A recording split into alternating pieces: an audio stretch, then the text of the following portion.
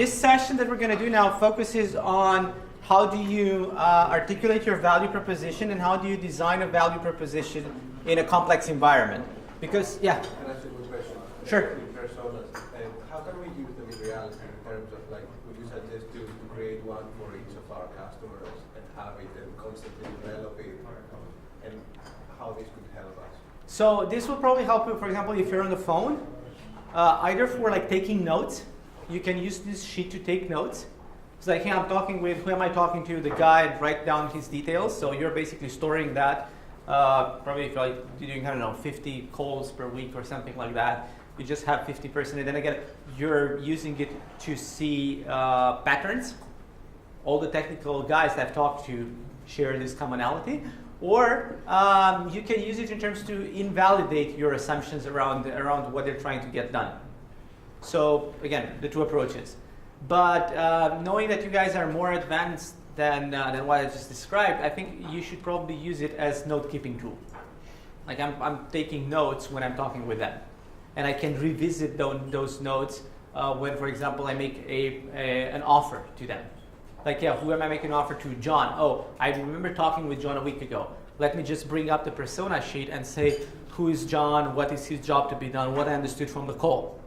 And when I'm making the offer, I'm going to be more accurate in terms of targeting his needs based on that persona sheet. But again, there's two ways in which you can play with it. If you'll be like early stage, that will be mainly assumptions there. You guys are more advanced, and you guys definitely have more face time with the customer than early stage startups. Okay, so value proposition design in complex sales. The problem with complex sales, as you know from experience, is that various people in the organization perceive your service differently based on their needs, based on their job to be done, based on their expectations. Your job as an entrepreneur, your job as a CEO of a company is to be able to articulate that value proposition so it makes sense for everybody. It makes sense for a technical guy as much as it makes sense for the user. It makes sense for the economic buyer as much as it makes sense for the evangelist. So you have to be able to do that. And this is why we do this session today. This afternoon, not really afternoon. Late morning. Value proposition design in complex sales.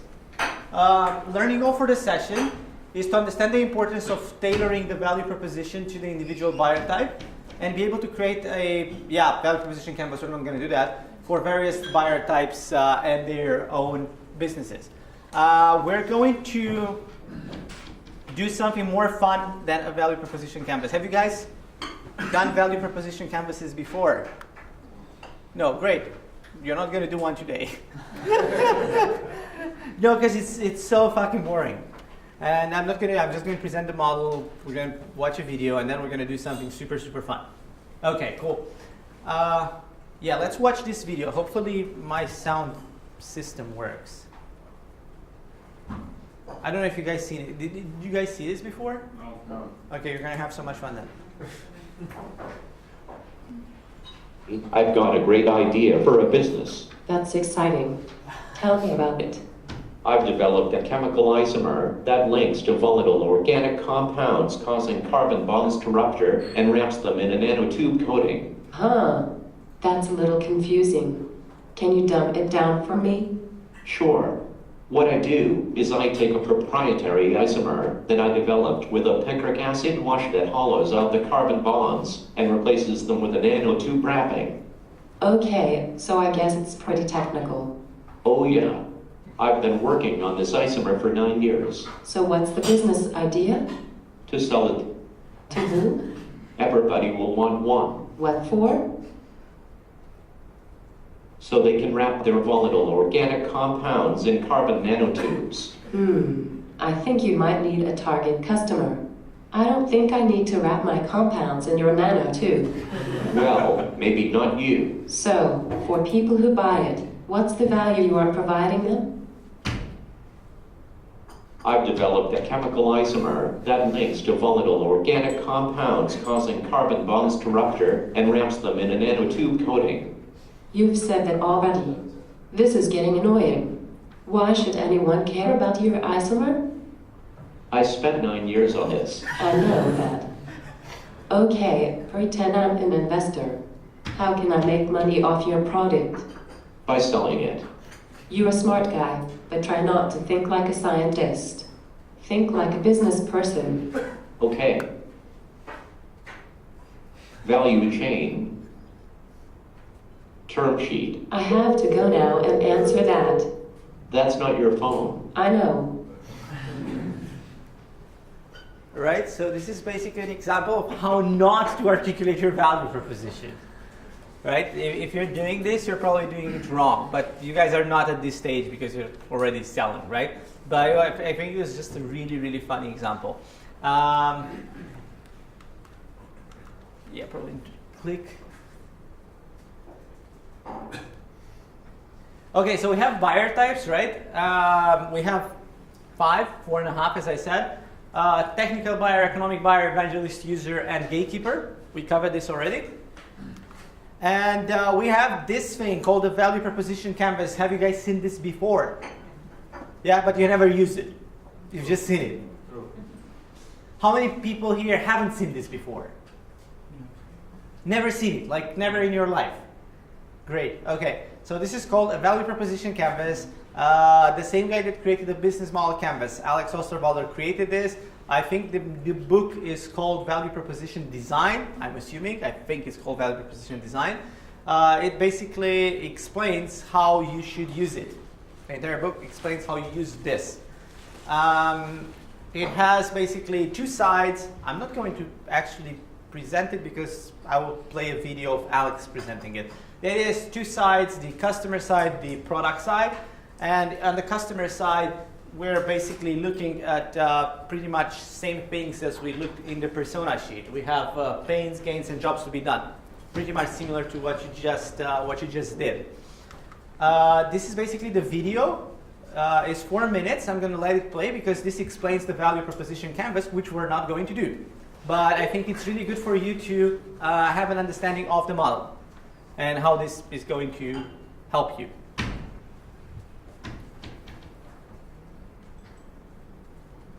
Let's look at the value proposition canvas, a tool that will help you design, test, build, and manage great customer value propositions.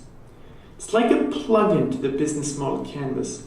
The tool is based on two elements of your business model: the customer segment who you intend to create value for, and the value proposition which you believe will attract customers. With the value proposition canvas, you can map out both in more granularity and show the fit between what you offer and what customers want.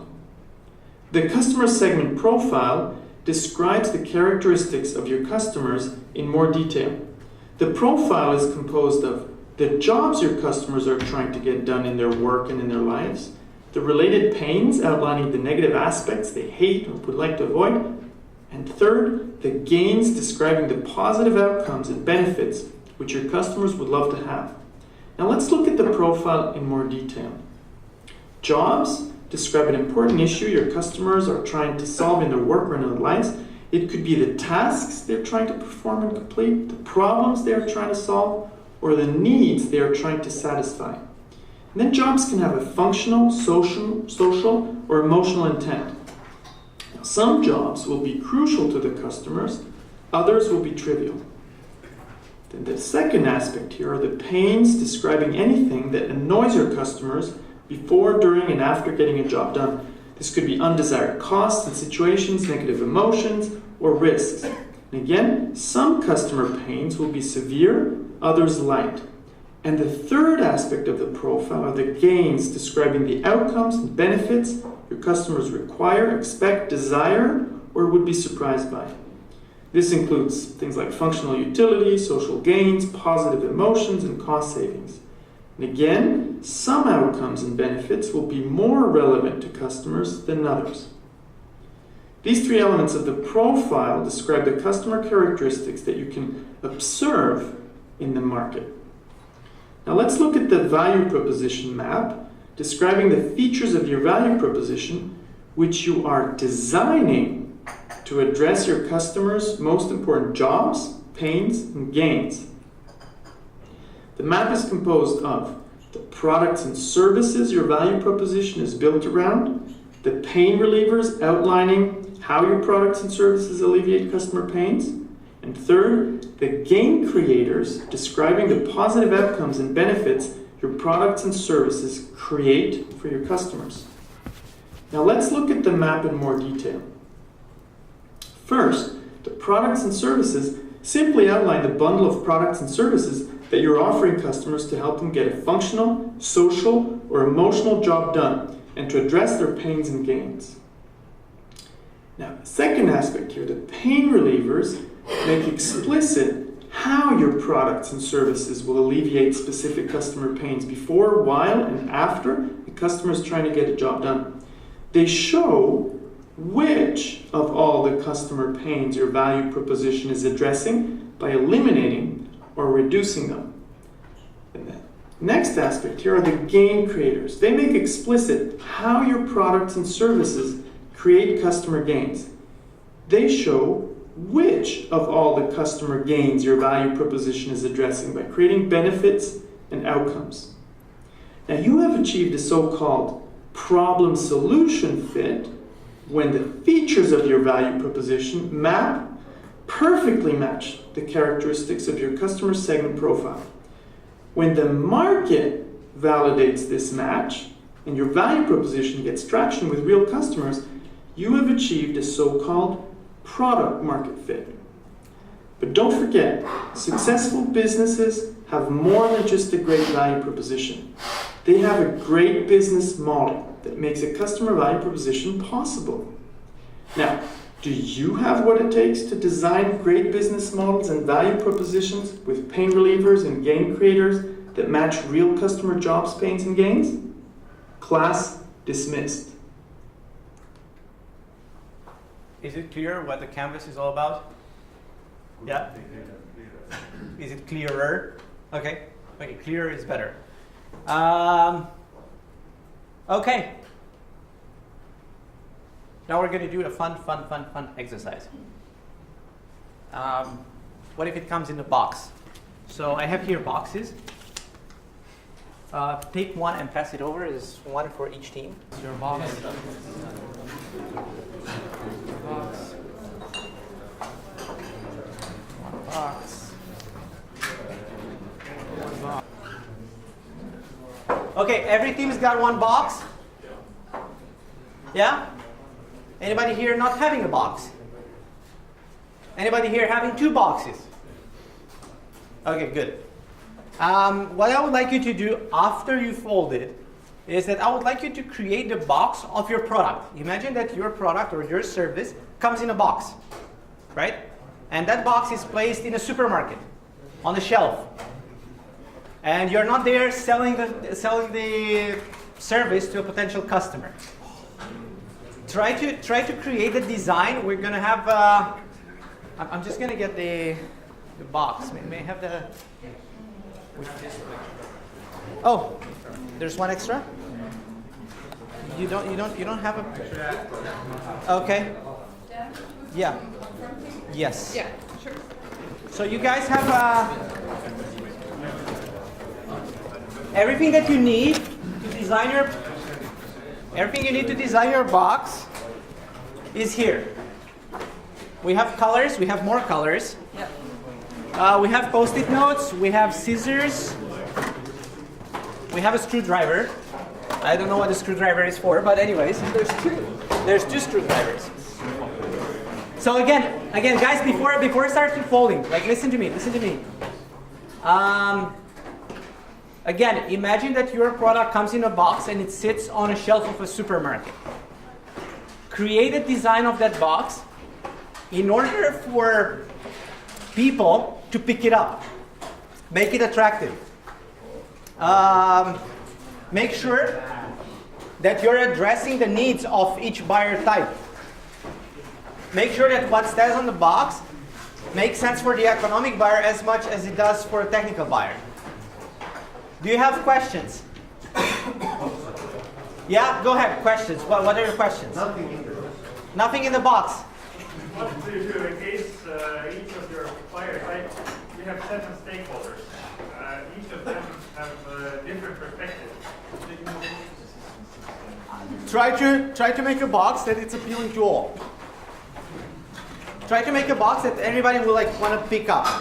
And what we're going to do is, after we finish this, we're going to have a contest. We're going to have to pick up which one is the best box. And the best box receives a prize from me.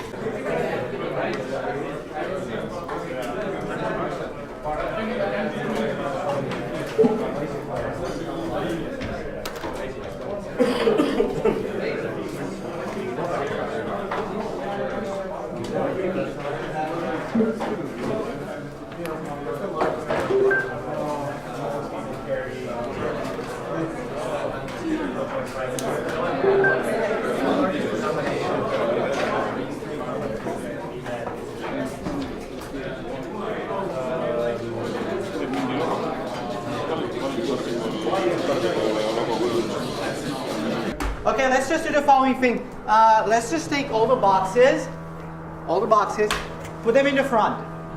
Wait up, before you do that.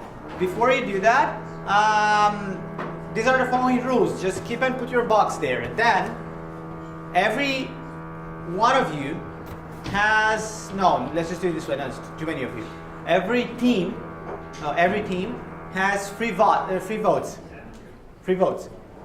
And we're going to do dot voting. So you can vote for the box that you like the most. You can use all your free dots on one box, but you're not allowed to vote your own box. Like, don't cheat. Don't use your free votes on your box. Is that clear? The goals is to pick up the box and to understand what is in that box. Like, if, of course, it's not your box. Well, what is in this box? For example, yeah, good. There's Wi-Fi in this box, right? And there's more specifications here, which is great for a technical buyer. And there's also an information that you pay €1 per day.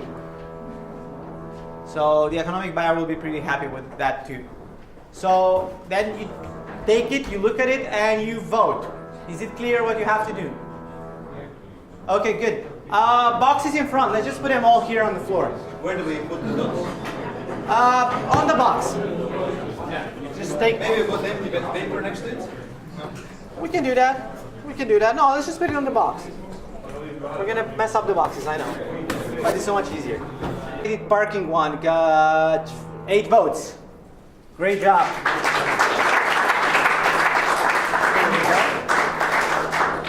One sticker or 2 stickers?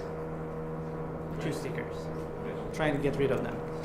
And of course the finalist, everybody voted for this, right? You guys got like a lot of votes. I'm not gonna count them. Congrats. The winning box. Here you go. And 2 stickers. Awesome, thanks. You're welcome. Do you have questions about what we've covered this morning? Any questions?